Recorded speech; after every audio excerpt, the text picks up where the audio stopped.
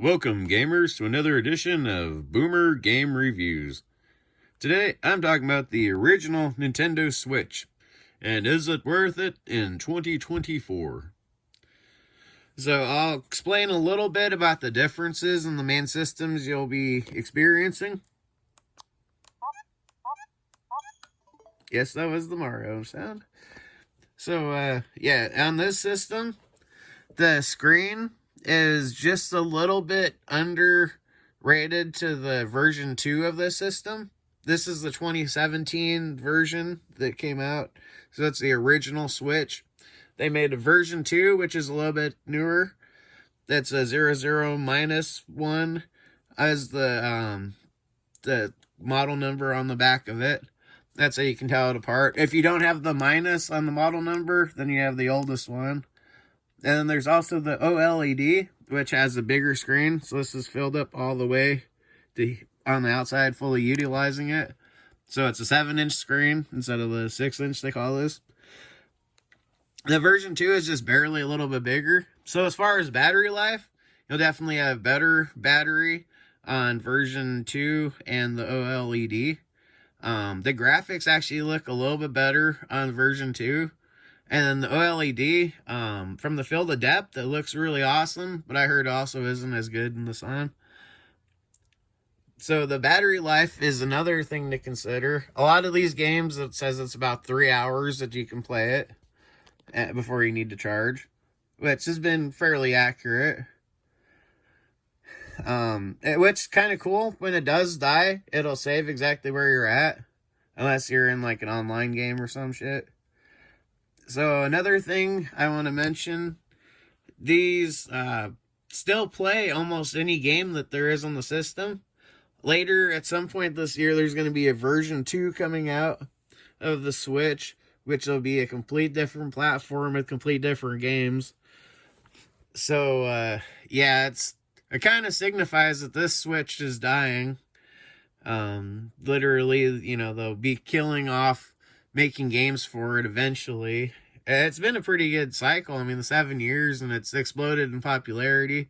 So there might still be games for another 3 years, possibly, but they're going to be trying to divert everyone to the newest system. So, yeah, as far as a price point, if you can get one of these really cheap, I definitely would recommend it. There's 2 things to watch out for if you're getting one used, though. These controllers, this part especially, it was made bad. So if you play it very much, it'll eventually start pulling to one side or the other. They call it a stick drift. It's not very good at all.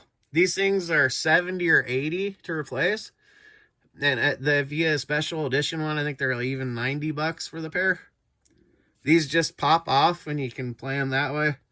I really don't like the design of it, so I don't use that too much. I actually got a controller I use quite a bit if I'm going to do anything button mashing. Sometimes just, like these choose your own stories I'll go through and have some fun with. But, yeah, this has been a great system. It still produces and functions great. So if you got this at the correct price, I'd recommend it all day. These you can play portable, so you don't have to have it connected to anything, and you can just carry it around. There's tons of games you can play with friends, though adding friends and hearing each other, you got to go through apps and weird stuff. It's kind of complicated, but there are multiplayer games out there and such. These are also kind of cool because there's a dock with the power charger and all that stuff in it too. But when you place it in there, it's also got HDMI's out, so you can plug it into your TV. So that's why I like that controller I got. Something like that is perfect. The Joy-Cons are pretty cool, but I don't know, I really would not want to replace them. I ended up lucking out and got my controller for like $25 new. So, yeah, this is a system I would highly recommend if you got cheap enough. The dock is about 80 or 70 to replace if it doesn't come with the original one with Nintendo on it. But the cool thing is if you decide to upgrade systems to either get the version 2 or the OLED, you can still charge them in the same dock and still use it to plug into the TV. The graphics, like I said, are a little better on the newer ones. They also make a Switch Lite, which, I don't know, it's okay.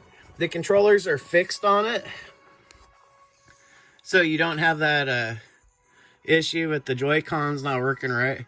You can get those and plug it into the Switch Lite, but by that point, you're paying the same price as you would have got the nicer one, so, I don't know. If you're going to be on the go only, Switch Lite I can kind of see, but yeah, if you got an option to get the Nintendo Switch, I definitely recommend getting that. I'll show you a little bit of how it looks around. I mean, it's pretty dang thin. It's fairly comfortable, but you can get more comfortable these controllers for the outside. It's got little speakers on it, but they actually sound pretty good. I'll turn up a little bit. It's just ambient noise. Yeah, me playing this, I was able to hear it over the TV, no problem.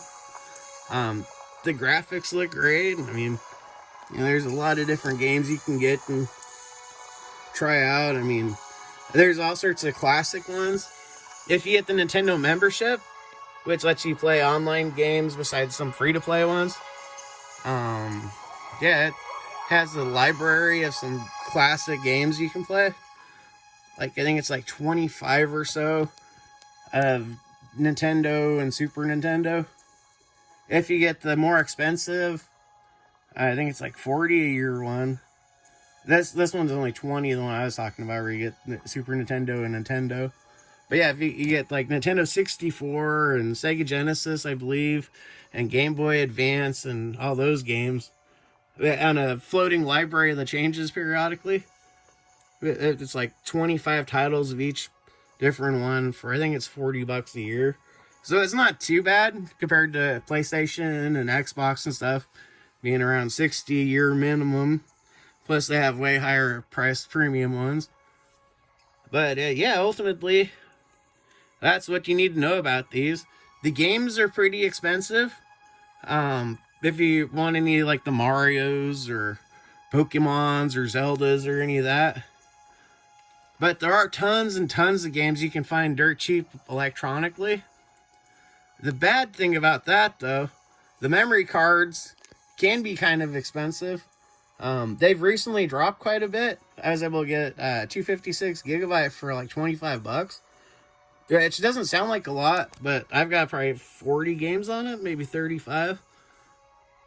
I mean, I put most of my bigger ones on a different card, but yeah, it's been enough for me. I definitely had considered the 1 gigabyte if I had the extra. But yeah, I mean, that's pretty much everything you need to know about the Nintendo Switch.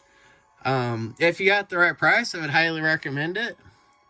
But with it being outdated again pretty soon, the next version coming out, I've heard summertime is when the next one comes out, but it might get delayed to Christmas or whatever.